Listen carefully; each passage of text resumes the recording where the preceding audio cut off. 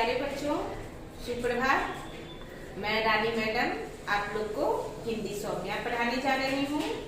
आज आप लोग को पाठ 18 पढ़ना है, जिसका शीर्षक है स्वास्थ्य ही जीवन है। इस कहानी का शीर्षक क्या है बच्चों? स्वास्थ्य ही जीवन है। बच्चों, अगर हमारे पास बहुत धन है, बहुत पैसा है, लेकिन अगर हम स्वस्थ नहीं है तो सब बेकार है। इसीलिए सबसे पहला कर्तव्य है हम लोग का अपने शरीर पर ध्यान देना, स्वास्थ्य को बनाकर रखना। अगर हमारे पास कुछ नहीं है, अगर स्वास्थ्य अच्छा है तो हम मेहनत करके अपना पेट भर सकते हैं।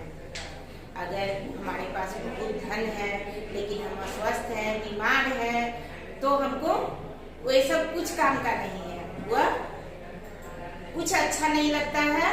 इसीलिए स्वास्थ्य पे हम लोग को ध्यान देना चाहिए। आइए इस कहानी को पढ़कर हम लोग जाने कि स्वास्थ्य को कैसे हम लोग अच्छा रखें और कैसे अच्छा रखना चाहिए।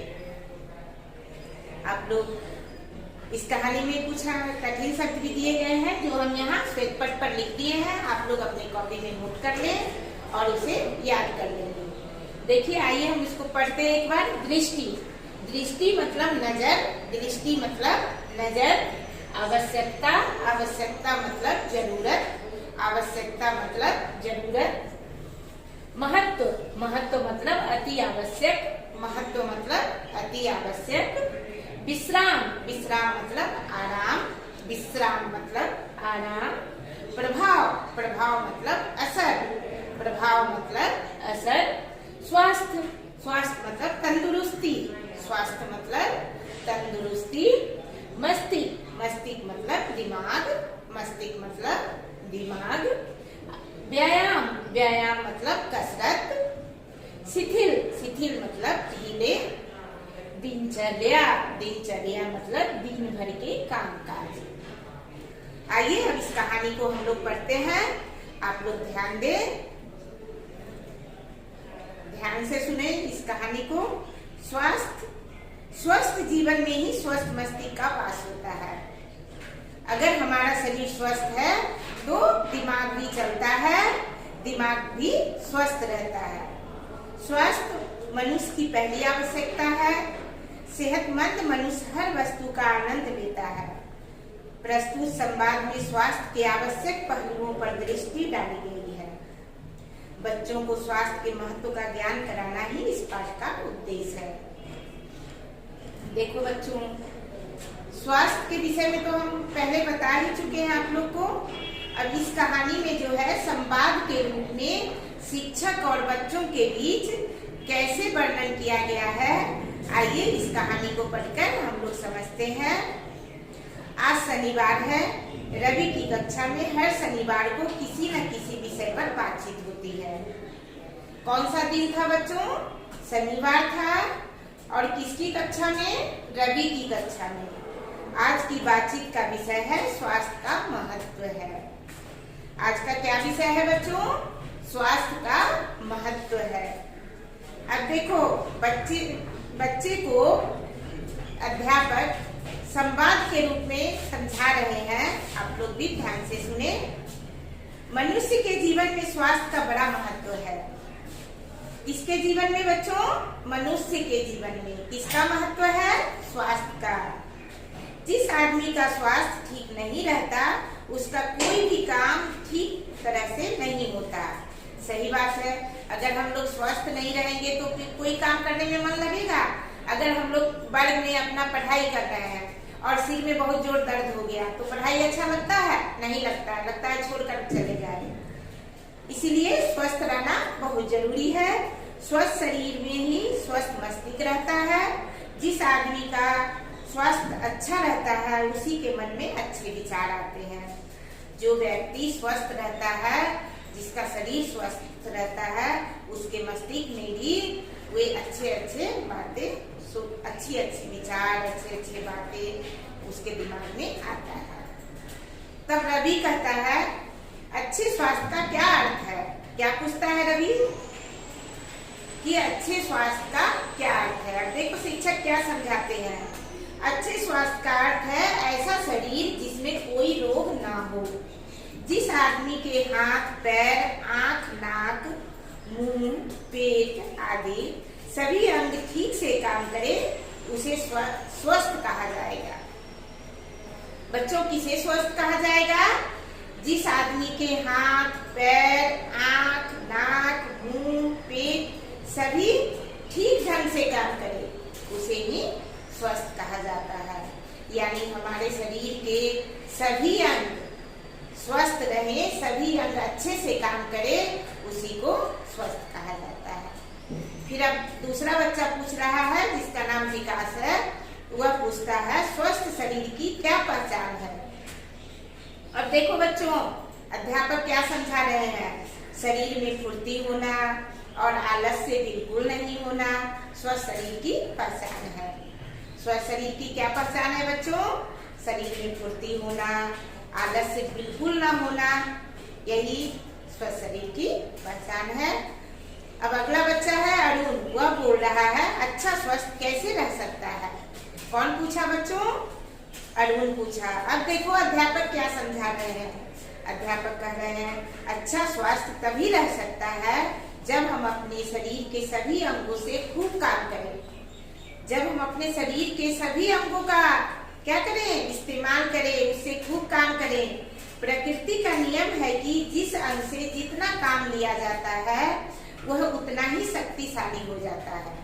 बच्चों, हमारे शरीर का जो अंग से जितना ज्यादा काम लेते हैं वह उतना ही मजबूत होता है।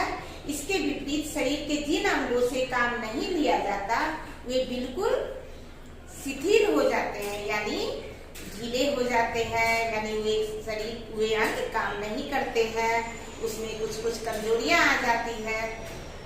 अब देखो बच्चों, रवि बोल रहा है क्या शरीर को स्वस्थ रखने के लिए व्यायाम करना भी आवश्यक है। देखो इतना अच्छा बात पूछा है, क्या स्वस्थ अपने शरीर को स्वस्थ रहने के लिए व्यायाम भी आवश्यक है। तब अध्यापक कहते हैं छोटे बच्चों के शरीर को स्वस्थ रखने के लिए खेलकूद ही काफी होते हैं। इसीलिए बच्चों से कहा जाता है कि वे खूब खेलें, उछल कूद करें और दौड़ लगाएं। बच्चों को बोला जाता है ना कि घर में बंद मत रहो, खेलो, बाहर निकलो, उससे दिमाग का भी विकास होता है, शरीर भी स्वस्थ रहता है। अब विकास बोलता है क्या बड़े लोगों के लिए व्यायाम करना आवश्यक है। तब अध्यापक कहते हैं हाँ, बड़े हो जाने पर शरीर को स्वस्थ रखने के लिए नियम पूर्वक व्यायाम करना आवश्यक होता है। शरीर के अलग अलग अंगों को स्वस्थ रखने के लिए अलग अलग तरह की कसरतें की जाती है। 2-4 प्रकार के आसन या कसरतें करने से ही शरीर स्वस्थ रह सकता है। गलत या आवश्यकता से अधिक व्यायाम करना हानिकारक हो सकता है। गलत यानी जो जैसा नहीं करना चाहिए शरीर को वैसा अगर हम कर देते हैं तो हानिकारक भी हो सकता है। ऐसे सभी अंग का व्यायाम करना बहुत जरूरी है। तब सीमा बोलती है स्वस्थ रहने के लिए और क्या आवश्यक है। फिर देखो अध्यापक क्या बोलते हैं, स्वस्थ रहने के लिए भोजन भी आवश्यक है।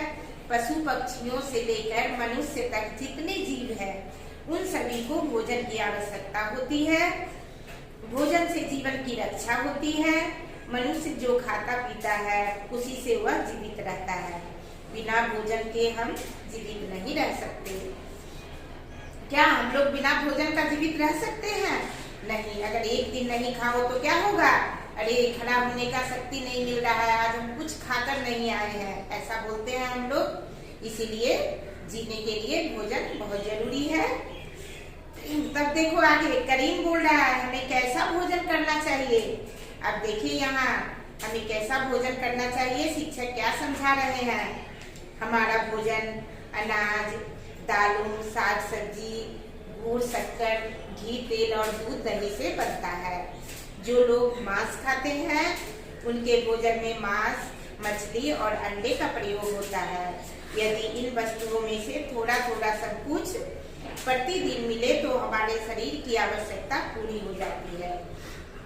यानी कि हर प्रकार का भोजन हमारे शरीर को थोड़ा थोड़ा रोज मिलना चाहिए। फिर अब रवि देखो क्या कहता है, अच्छे स्वास्थ्य के लिए हमें और किन चीजों का ध्यान रखना चाहिए? अध्यापक कहते हैं हमारी दिनचर्या स्वास्थ्य पर प्रभाव डालती है, यानी हमारा रोज का जो कामकाज है वह भी स्वास्थ्य पर प्रभाव डालती है। अगर आज हम 5 बजे सुबह उठ जाएं और कल 10 बजे उठे, परसों 12 बजे उठे, इससे क्या होगा? हमारा शरीर स्वस्थ कभी नहीं रहेगा। इसीलिए दिनचर्या यानी दिन भर का कामकाज, यानी दिन में जितने भी काम करते हैं वह टाइम से करना चाहिए, रूटीन के अनुकूल करना चाहिए। प्रातः उठकर नित्य क्रिया करना, व्यायाम करना, पढ़ना लिखना, भोजन करना, समय पर विद्यालय जाना, शाम के समय खेलना, जल्दी भोजन करना और रात को 10 बजे तक सो जाना अच्छी दिनचर्या है। अच्छी दिनचर्या क्या क्या है बच्चों? आ गई समझ में? एक बार हम फिर से बोल दे रहे हैं। प्रातः काल उठना, एकदम सुबह सुबह उठ जाना और नित्य क्रिया करना, यानी मुंह ब्रश करके व्यायाम करना, थोड़ा सा व्यायाम भी कर लेना चाहिए। उसके बाद पढ़ना लिखना चाहिए, फिर नाश्ता करना चाहिए, समय पर विद्यालय जाना चाहिए और शाम के समय खेलना भी जरूरी है और रात में जल्दी भोजन करके 10 बजे तक सो जाना चाहिए। यही दिनचर्या अच्छा होता है। समय पर विश्राम करना और पूरी नींद लेना भी अच्छे स्वास्थ्य के लिए आवश्यक है। सोना भी शरीर के लिए बहुत जरूरी है, इसीलिए समय पर सोना चाहिए जिससे कि नींद पूरा हो सके। बच्चों यह कहानी पूरा हुआ। आप लोग इस वीडियो को बार बार देखें और समझें जिससे कि आपका असाइनमेंट अच्छी तरह बन सके। धन्यवाद।